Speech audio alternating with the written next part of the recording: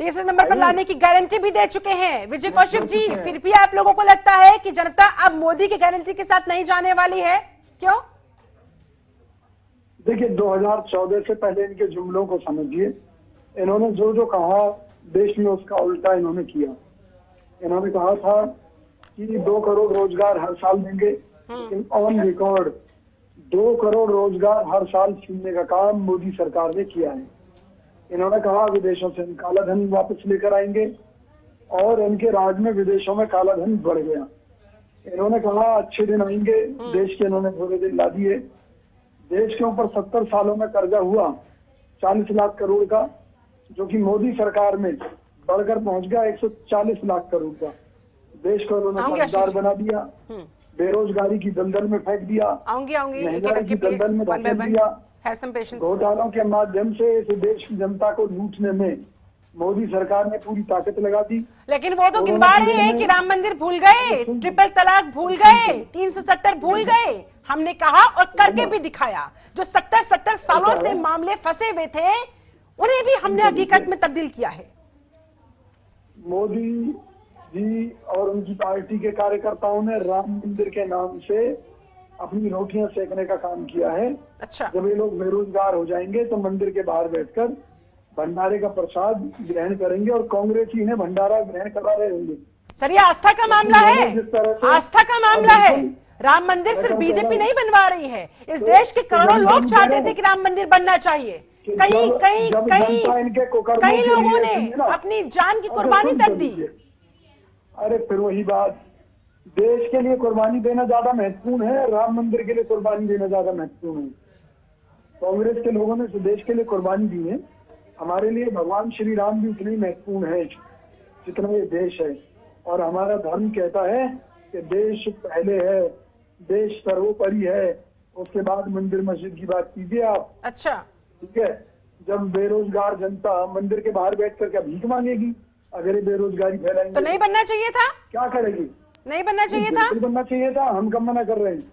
हम ये कह रहे हैं कि भाई अगर आप राम मंदिर निर्माण को अपनी प्रायोरिटी बताते हैं तो 2 करोड़ रोजगार हर साल देने का काम भी तो प्रायोरिटी पर होना चाहिए था। ठीक है, मंदिर बनवाते रहिए, जल्दी से इस पर दिखाई है। विजय कौशिक जी, आपको सरकार की छोड़िए, देश की उपलब्धियां दिखाई नहीं देती क्या? देश किससे बनता है? देश के नागरिकों से बनता है। एक बार एक व्यक्ति जो है नदी में डूब रहा था और चिल्ला रहा था कि कोई मुझे बचा लो, नहीं तो परने आ जाएगी। तो कुछ लोगों ने मिलकर बचाया और बोले भाई अब ये बता, तेरे मरने से परने कैसे आ जाएगी? तो बोला भाई मेरे लिए तो आ जाती ना। तो आज आम जनता के सामने प्रलय की स्थिति बनी हुई है। अच्छा। क्योंकि ये एनसीआर में और देश भर के जो आंकड़े आ रहे हैं वो ये स्पष्ट कर रहे हैं कि अब पढ़ा लिखा वर्ग आत्महत्या कर रहा है। डॉक्टर, वकील, बिजनेसमैन, इस लेवल के लोग अब सुसाइड करने लगे हैं। बड़े बड़े पूंजीपति भी इस रास्ते पर आ रहे हैं। और ये जो कह रहे हैं ना कि जी सरकार ये सरकार वो, अभी पिछले दिनों जी न्यूज के मालिक का, सुभाष चंद्रा का, इन्होंने 350 करोड़ रुपए माफ किया है। इस तरह से हजारों करोड़ रुपए पूंजीपतियों का, अलग अलग पूंजीपतियों का पहले माफ किया। अच्छा। जिस विजय माल्या को पकड़ कर लाने की बात करते थे उसका कोई अता पता नहीं। जिस नीरव मोदी, ललित मोदी जिसकी बात करते थे पकड़ कर लाने की, कि विदेश की जनता का लाखों करोड़ रुपए मार कर भाग गए, उनके नाम पर आज तक कोई बात है नहीं। अच्छा। तो सवाल ये है कि आम जनता का पैसा बड़े बड़े पूंजीपतियों की मार्फत उनकी जेब में है। अडानी और अंबानी और अमीर खास आशीर्वाद अपने खास दोस्तों पर क्यों बरसत पूछती है फिर विजय कौशिक जी? अपने समय आप लोगों को किसने रोका था? कर देते आंकड़े सार्वजनिक, कर देते रिपोर्ट को पब्लिक। तो हम कह रहे हैं ना, अब हमारी सरकार आएगी, हम सार्वजनिक कर देंगे। और इसके पीछे कारण मंशा समझ लीजिए। अब कांग्रेस पार्टी ये मानती है कि आरक्षण का लाभ समाज के प्रत्येक तबके को मिलना चाहिए। अच्छा। जातिगत आरक्षण, जातिगत जो जनगणना होगी उससे सबकी परिस्थितियों का पता चलेगा, और उसके चलते हम ब्राह्मणों को भी आरक्षण देंगे, वैश्य समाज के लोगों को भी आरक्षण देंगे, राजपूतों को भी देंगे। हम चाहते हैं कि भाई जिसकी जितनी हिस्सेदारी है समाज के अंदर, उसे उतनी ही भागीदारी हम सरकार में, सरकार की नीतियों में या सुरक्षा लाभ के तौर पर सभी को हम दें। अच्छा। ये सामाजिक समरसता की मिसाल हम कायम करना चाहते हैं। जहाँ तक भाजपा की बात है, अभी बड़े बड़े दावे ठोक रहे थे, हमने सब कुछ ऑनलाइन कर दिया, ऑनलाइन ठेके दे रहे हैं, बड़ी ईमानदारी है। आपको याद होगा कुछ समय पहले ही गाजियाबाद के अंदर एक शमशान घाट में छत गिरी थी जिसके अंदर 30 लोग मर गए थे, याद हो तो। वो ठेका ऑनलाइन दिया गया था और ऑनलाइन ठेके के बावजूद उसमें 35-40% तक कमीशन इस फर्जी ईमानदार सरकार ने खाया था। तो वही हाल इनका देश भर में। इनसे पूछिए, स्मार्ट सिटी बनाने का वादा और दावा किया था मोदी जी ने आज से 9-9.5 साल पहले, जिसमें लाखों करोड़ रुपए खर्चा दिखाया जा चुका है। कोई एक स्मार्ट सिटी बनी हो तो बता दीजिए मुझे। 350 गाँवों को गोद में लेकर उनका विकास करने की बात मोदी जी ने कही थी कि उनके सांसद उन गाँवों का विकास कराएंगे। हजारों लाखों करोड़ रुपए खर्च करने का दावा किया गया। एक स्मार्ट गांव बता दें देश के अंदर कौन सा स्मार्ट गांव इन्होंने तैयार कर दिया है? नमामि गंगे परियोजना इनकी घोटाला है, पीएम केयर्स घोटाला है। इन्होंने तो आपदा को अवसर बनाया, क्योंकि मोदी जी ने कहा था कोरोना काल में आपदा को अवसर बनाइए और खुद ही बना लिया।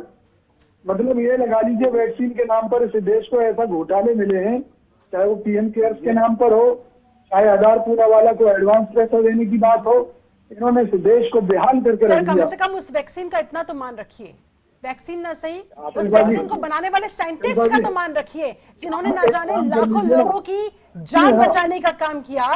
उसको भी आप राजनीति में धकेल रहे हैं, उस पर भी आप इस तरह से पॉलिटिक्स कर रहे हैं। आप पत्रकार हो और सीनियर पत्रकार हो, मेरे एक सवाल का जवाब दे देना आप। जब कोरोना फैला था तो WHO ने कहा था कि इसका वायरस म्यूटेंट कर जाता है, अपना रूप बदल लेता है, तो इसकी वैक्सीन नहीं बन सकती। तो कौन सी वैक्सीन बनाती? विजय कौशिक साहब, तैयार है आप लोग? देखिए, हम पूरी तरह तैयार हैं। राहुल गांधी जी ने एक बटन दबाकर रिमोट का और 50,000 से ज्यादा परिवारों को राहत देने का काम जिस तरह से छत्तीसगढ़ में किया है, निश्चित तौर पर मोदी सरकार की नींद उड़ गई है। अच्छा। राहुल गांधी जी जिस प्रकार से मोदी सरकार के काले कारनामों को बेनकाब कर रहे हैं और भाजपा के रिमोट की असलियत बता रहे हैं, तो निश्चित तौर पर आज मोदी जी परेशान हैं। वो तो कह रहे हैं कि आपकी रिमोट का जो बटन है वो अर्बन नक्सलियों के हाथों में है। उसका नाम मोदी है। अर्बन नक्सलियों के हाथों में है। देखिए, अर्बन नक्सली की जहां तक बात है तो मोदी जी ने आज तक क्या कार्रवाई अर्बन नक्सलियों के खिलाफ की है, और अगर नहीं की है तो मोदी सरकार को चुल्लू भर पानी में डूब मर जाना चाहिए। चुल्लू भर पानी में डूब मर जाना चाहिए। राजस्थान में अडानी को क्यों दिया भैया?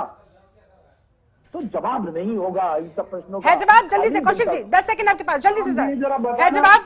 हमने जो दिया है नियमों के अनुसार दिया है, क्योंकि भाजपा में जो छूट दे रही है वो सेटिंग के आधार पर दे रही है, लूट के आधार पर दे रही है, बेईमानी के आधार पर। और शुभेंदु जी वो कह रहे हैं कि आप लोग उनको फेवर करते हैं, नियमों को कानूनों को ताक पर रखकर उनको फेवर करते हैं। अंतर्राष्ट्रीय जगत से जो खबरें आ रही हैं वो सीधा सीधा चीख कर कह रही है कि अडानी जी के साथ ठीक है, जिस तरह से सरकार, ठीक है, अब नियम कानून याद आ जाते हैं।